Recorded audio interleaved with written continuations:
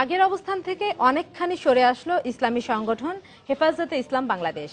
দাবি আদায়ের জন্য এবার আর ক্ষমতাসীন আওয়ামী লীগের সঙ্গে বিরোধিতা নয়, বরং বন্ধুত্বপূর্ণ সম্পর্ক রাখতে চায় দলটি। সংগঠনটির নেতাকর্মীদের সাথে কথা বলেই জানা গেছে এমন মনোভাবের কথা। এক্ষেত্রে আওয়ামী লীগ নেতারা মনে করছেন নিজেদের ভুল বুঝতে পেরেই সঠিক পথে ফিরে এসেছে হেফাজত। বিস্তারিত জানাচ্ছেন কমল দে। আওয়ামী লীগ আমাদের দুশমন, ছাত্রলীগ, এটা আপনাদের বুঝাটা ভুল হবে।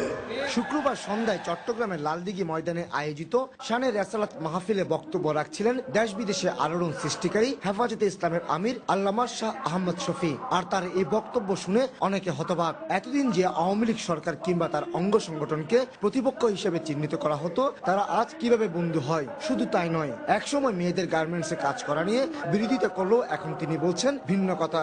গার্মেন্টস ফসল হয়ে পড়ছে, এগুলা যাতে আবার চালু হয়ে যায়, সবার কাছে অনুরোধ।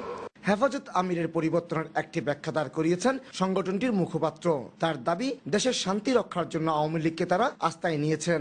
হুজুর এই কথাটা বলছেন যে আওয়ামী লীগের সাথে আমাদের কোনো আদাওয়াত নেই, শত্রুতামি নেই। তারাও দেশের নাগরিক, আমরাও দেশের নাগরিক।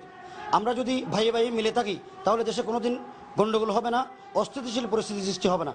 এক্ষেত্রে এই আওয়ামী লীগ নেতা মনে করছেন যুদ্ধ অপরাধীদের বিচার নস্যাৎ করতে জামায়াতে ইসলামী এসব আলেমদের ভুল বুঝিয়েছিল।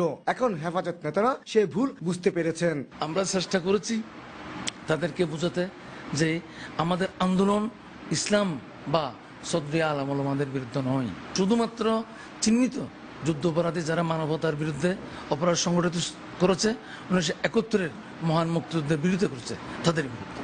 2010 সালে প্রস্তাবিত নারী নীতির বিরোধিতা করে ইসলামী সংগঠন হিসেবে আত্মপ্রকাশ করেছিল হেফাজতে ইসলাম। 13 দফা দাবিতে গত বছরের পুরোটা সময় দেশের রাজনৈতিক অঙ্গন অস্থিতিশীল করে রেখেছিল তারা। এর মধ্যে 5 মে ঢাকার শাপলা চত্বরে সংঘাতের পর কোণঠাসা হয়ে পড়ে সংগঠনটি।